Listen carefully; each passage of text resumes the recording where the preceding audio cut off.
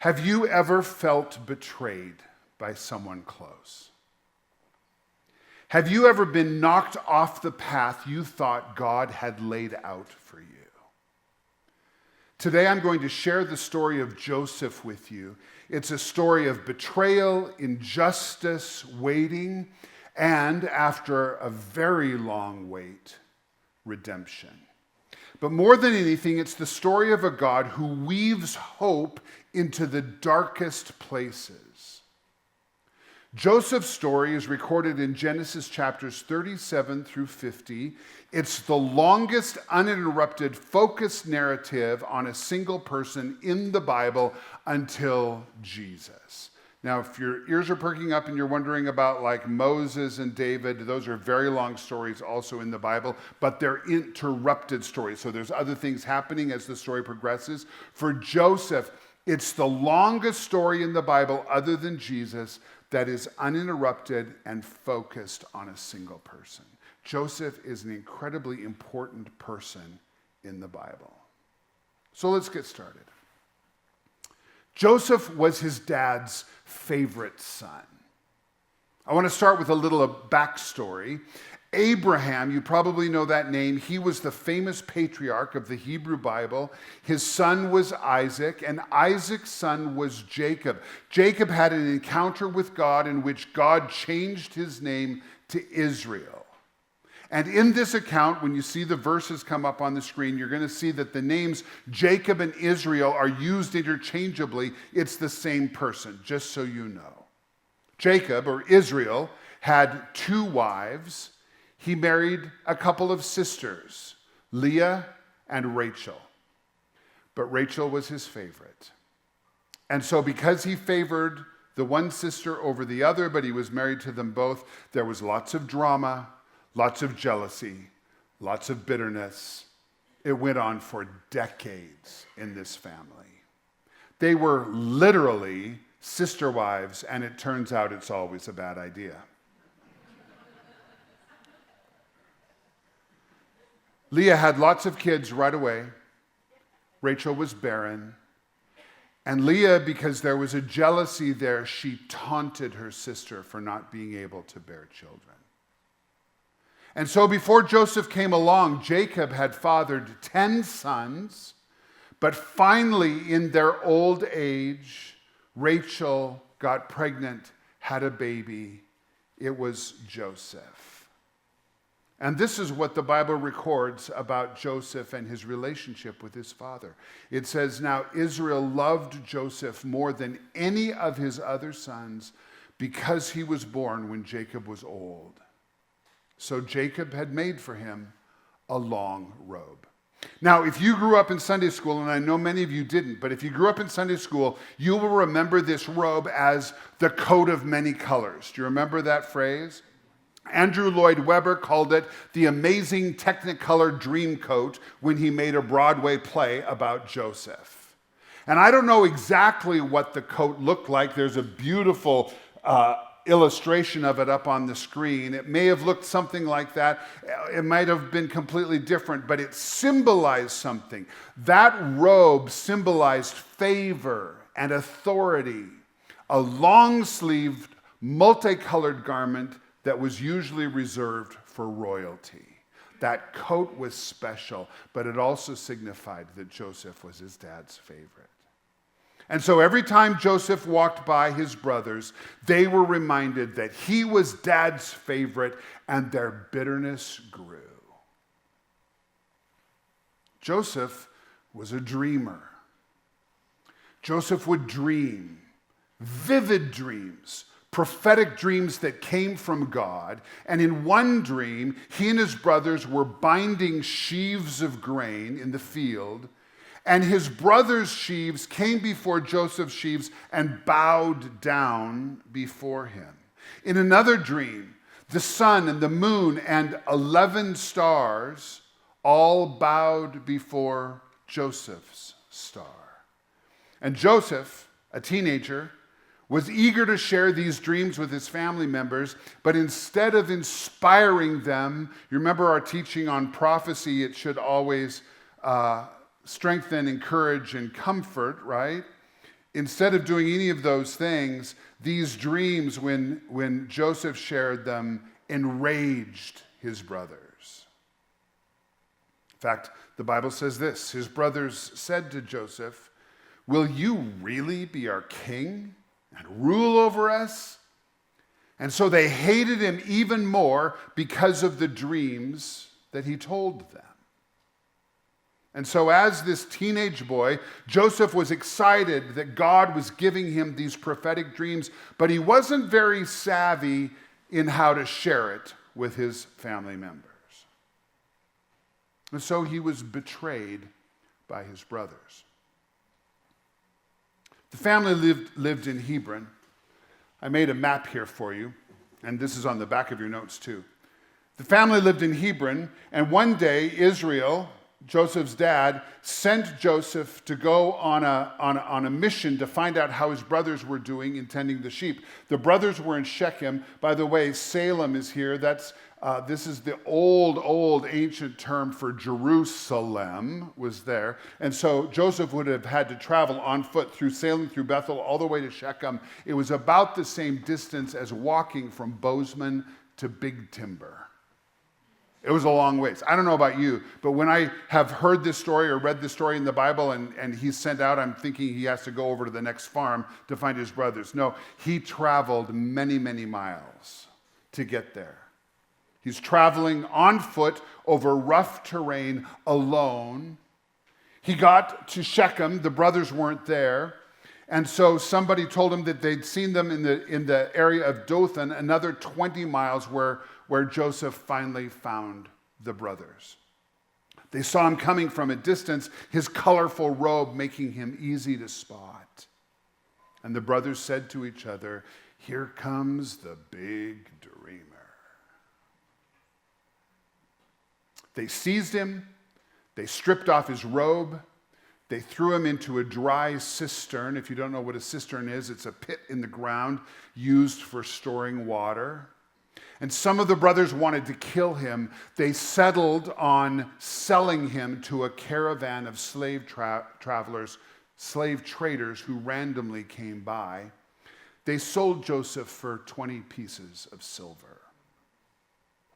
When the brothers returned home, they took Joseph's robe, they dipped it in goat's blood, and they gave it to their father. Here's how the Bible puts it. They took that long robe, they brought it to their father and said, "We found this. See if it's your son's robe or not." And he recognized it, and he said, "It's my son's robe. A wild animal has devoured him. Joseph must have been torn to pieces." And then Jacob tore his clothes, put on a simple mourning cloth around his waist, and he mourned for his son for many, many days. Have you ever been betrayed like this? The people closest to you turn on you. They sell you out. They lie about you. They completely abandon you. And you wonder, where is God in all of this? Where are the promises? Where are the dreams? Where are the prophecies that I've received? What's the deal, God? Have you been there? Joseph is in that very headspace, but that's not the end of the story. There's lots more twists and turns. It's not long before he's betrayed again. These slave traders transported Joseph to Egypt, where they sold him to a man by the name of Potiphar. Potiphar was the captain of Pharaoh's guard, so he was wealthy, he was powerful, he was an important figure in Egypt. And Joseph, instead of resenting his position as a slave, he worked hard, he worked well, and God blessed everything he touched. And so before long, Potiphar made him the manager of his entire household, and with that position for Joseph came comfort, privilege, and his own power. And then Potiphar's wife noticed him. She was totally into him. Joseph had the looks, he had the vibe. Our teenagers would probably say she was low-key obsessed. They're not even listening. That was for them. Whoosh. Let me just read it from the Bible. It says, sometime later, his master's wife became attracted to Joseph, and she said, sleep with me. She wasn't even subtle. She wanted him real bad. And Joseph made it clear that he wouldn't sin against God and he wouldn't sin against Potiphar. Joseph was a true man of integrity. And so one day she grabbed him by his cloak. He fled, leaving it in her hands. She was humiliated and enraged, and so she called all of the other servants of the household and accused Joseph of assault. To make matters worse, Potiphar believed his wife's made-up story, and he had Joseph thrown into prison. But Joseph was faithful, even in prison. Do you know how discouraging it is to be wrongfully accused of something and then endure punishment, long punishment, for something that you didn't even do? Joseph's dreams, I'm sure, must have felt dead.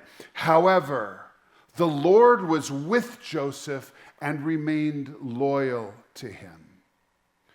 The Lord caused the jail's commander to think highly of Joseph. And again, Joseph's leadership and his integrity impressed everyone around him.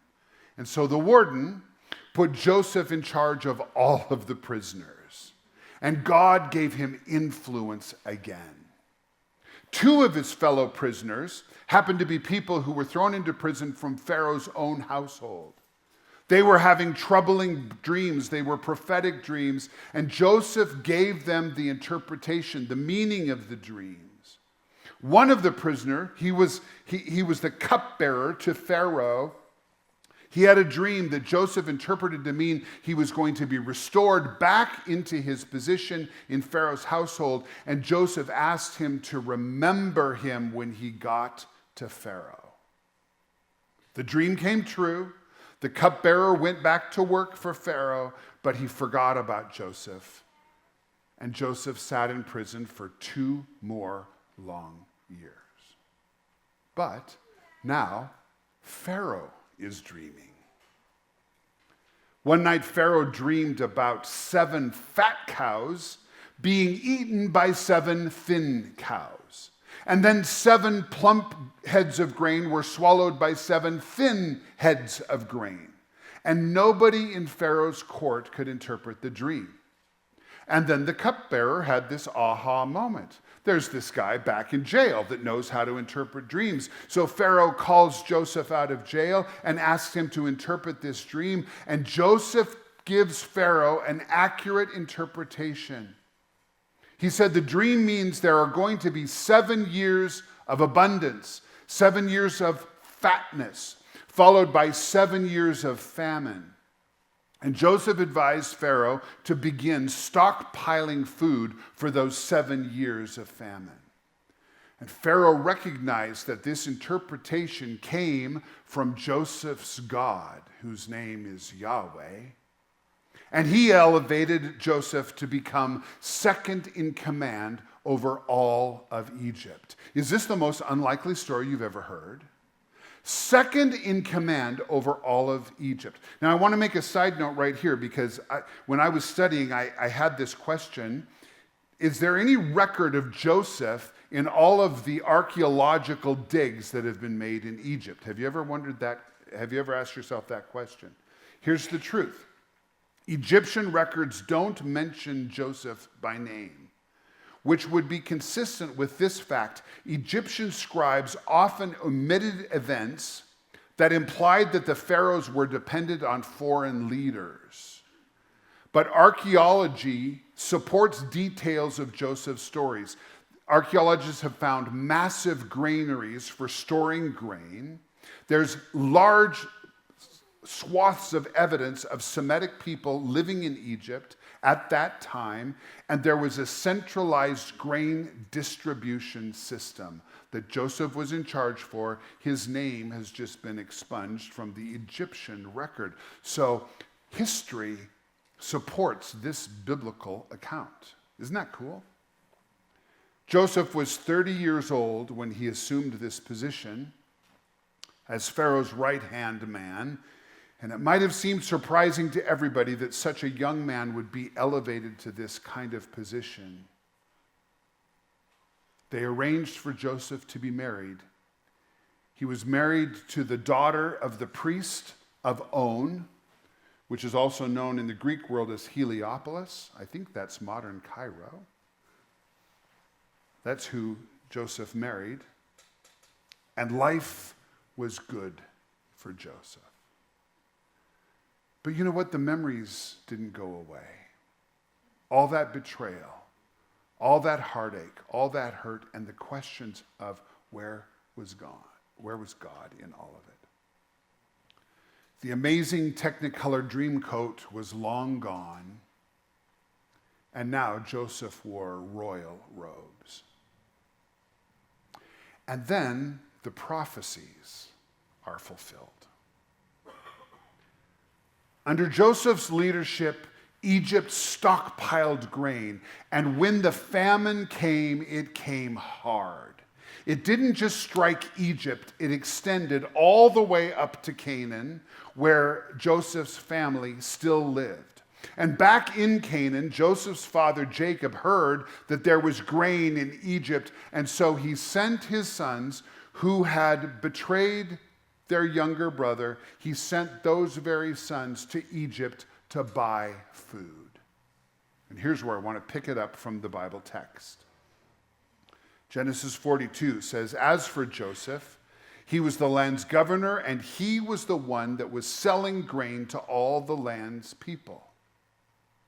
When Joseph's brothers arrived, they bowed down to him." The prophecies are fulfilled. They bowed down to him, their faces to the ground. And when Joseph saw his brothers, he recognized them, but he acted like he didn't know them. He spoke to them with a harsh tone, and he said, "Where have you come from?" Boom! The prophetic visions Joseph had dreamed all those years ago were fulfilled right before his eyes. And Joseph knew exactly who these men were all these years later, but his brothers didn't recognize him because he spoke the Egyptian language and he looked like an Egyptian official. And naturally, Joseph didn't trust them right away. He needed to see if they would be straight with him. And let me be clear, this isn't Joseph's youthful pride. By now, Joseph had developed deep humility and wisdom, but he needed to know if his brothers had changed or if they were the same brothers that had sold him into slavery and betrayed him. So, this is what he did. He accused them of being spies. He kept one brother in prison, and he demanded that all the others go back to Canaan and bring back his youngest brother, whose name was Benjamin. He was the second child of Joseph's mother, Rachel. And the brothers were horrified by this demand. They knew that their father still mourned the loss of Joseph, and the thought of risking the life of this younger brother, who their father's affection had now been transferred to, that was horrifying to them. It terrified them to think that Benjamin would be put at risk. And so out of desperation, the brothers told Joseph, thinking he was an Egyptian, told them the whole story about how they had betrayed their brother and why they couldn't bring Benjamin back to Egypt. Now again, let me pick it up from the Bible. Joseph could no longer control himself in front of all of his attendants, so he declared, "Everyone leave now." So no one stayed with him when he revealed his identity to his brothers. He wept so loudly that the Egyptians and all of Pharaoh's household heard him. And Joseph said to his brothers, "I'm Joseph. Is my father still alive?" And his brothers couldn't respond because they were terrified before him. Can you even imagine?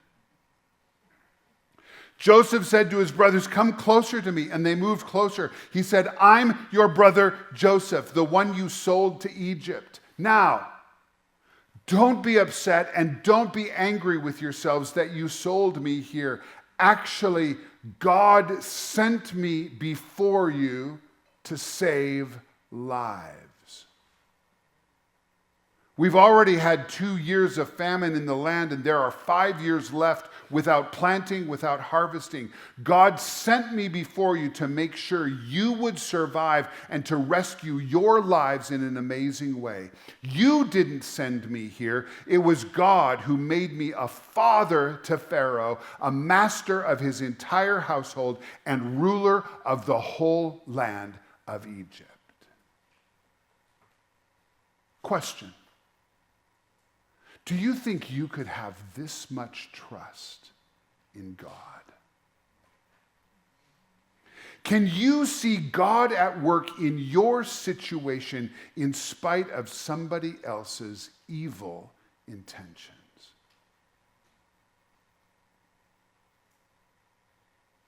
The father and son are reunited. At this point, Joseph told his brothers to travel back to Canaan and not just bring Benjamin back, but to bring his father and all of their families to come and live in Egypt. The brothers did as they were told. They traveled way back to Canaan, and all the details are in the Bible. You can read all of this later if you want to. And when they neared their new temporary homeland, right over here, the land of Goshen. This is where the Israelites eventually settled, the land of Goshen. Here's what we read. Joseph hitched up his chariot, and he went to meet his father Israel in Goshen. When he arrived, he threw his arms around his neck and wept, embracing him for a long time. Imagine the tears and the stories and the laughter and the healing.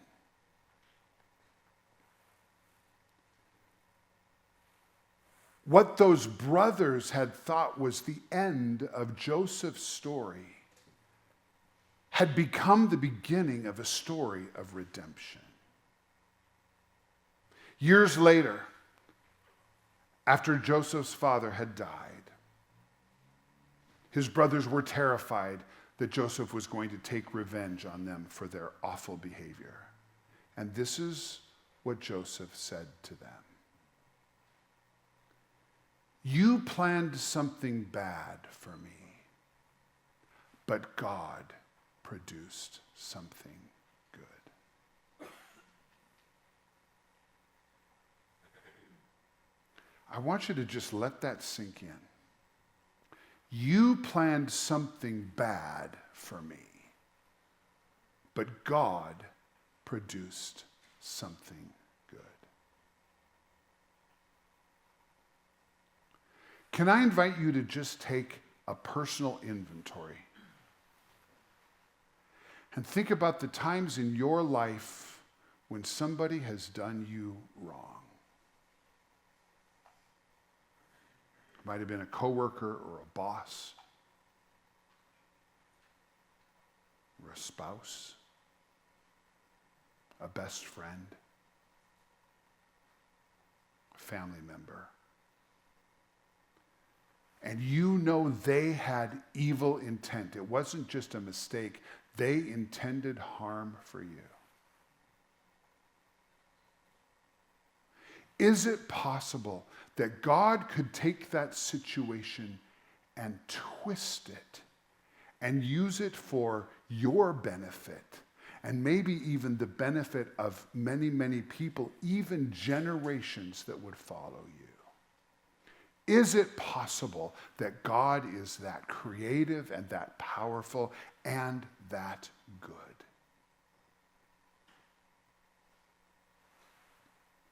He was for Joseph.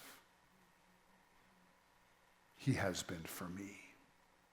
And I believe he is for you too. What's incredible is how Joseph's life didn't just point forward to Israel's survival, because you see, this famine would have wiped everybody out. All of Joseph's family would have died in that famine had they not come to Egypt. But eventually, God would provide them to grow into a nation in Egypt, and then Moses would lead them out of the land back into their homeland, into Canaan. That's the huge story arc of the Old Testament. But this story isn't just about Israel and her redemption. This story also points to Jesus, the Redeemer of the world. Let me tell you about Jesus. Jesus was beloved by the Father and betrayed by his own people.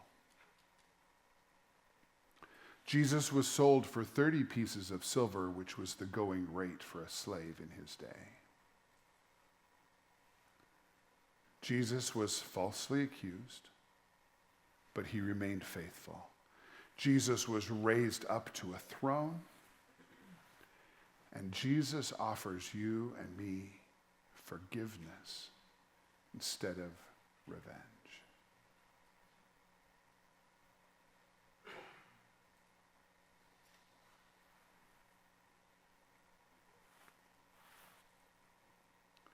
And what I want you to hear today is that this story of Joseph shows that the God who was with him in the pit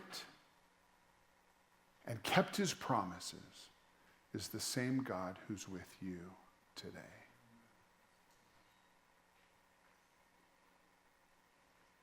Maybe you're here today and you're in a pit of betrayal or heartbreak.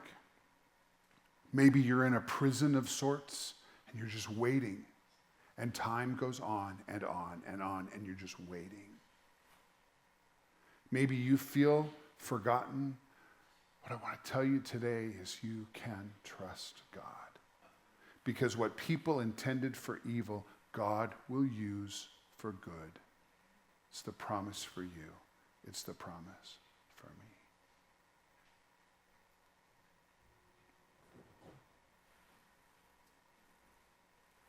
So we're going to pray in just a minute. Before we do, would you grab your connection cards that you filled out earlier? And on the back of your connection card, there's a series of next steps. Would you just share with me today what your next steps are?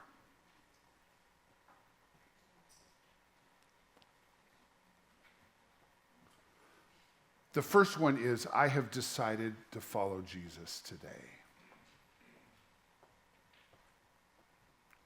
Hang on with the screen, would you please? I've decided to follow Jesus today. If you're here today and you're not yet walking with Jesus, I'm going to give you a chance to pray with me about that. The second next step is just a confession. Just share with me, and I will pray for you this week. I've been betrayed, and I'm in a pit. If that's where you are today, that's just honestly where you are, just mark that box. I want to pray for you this week, and I will. The third one is, I can see God lifting me out of the pit right now. Maybe that's just a statement of faith for you. You can visualize that God is going to bring you out of the pit. The fourth next step is, I will trust God to turn the bad into good for me.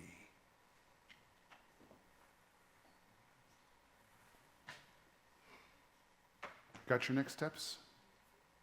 Okay, we're going to pray. But I'll let Lucas move the TV and make all that racket before we do. Thank you, Lucas.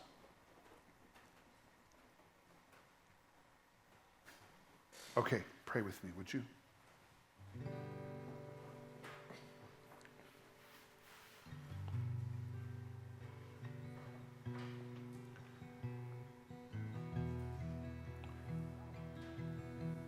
Would you just extend your hands in a posture of receiving this morning? Just like I don't know, I'm kind of picturing like some kind of a vessel that God is going to pour his blessing into.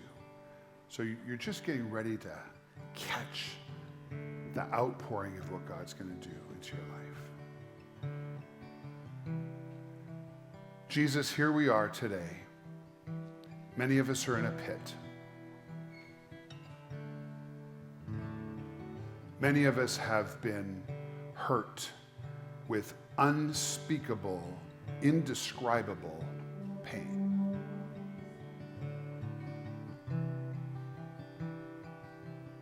And we feel forgotten, we feel left alone. We're questioning where you even are in my story, God. I can't even see you. But today, Lord, I'm going to look up into the heavens, and I'm going to believe that you can turn my story into something good, something extraordinary, something beautiful that will bless me, that will bless my family members, that will bless my circle of influence, and will bless the generations, because that's the God you are. I have my hands open, Jesus, to receive all you have for me.